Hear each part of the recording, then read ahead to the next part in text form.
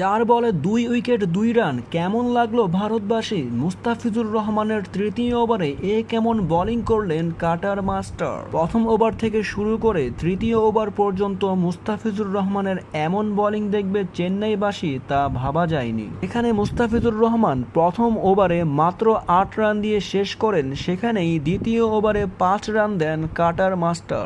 তবে তৃতীয় ওভারে বোলিং করতে এসে প্রথম বলেই 4 খেয়ে বসেন মুস্তাফিজ। তারপরেই ম্যাজিক দেখান মুস্তাফিজুর রহমান, 4 বলে 2 রান দিয়ে 2 উইকেট শিকার করেন মুস্তাফিজুর রহমান। আর এই অবদানে চেন্নাই 78 রানের বিশাল জয় পায় সানরাইজার্স হায়দ্রাবাদের বিপক্ষে। এদিন চেন্নাই এই জয়ের মাধ্যমে পয়েন্ট টেবিলে তৃতীয় স্থানে উঠে যান।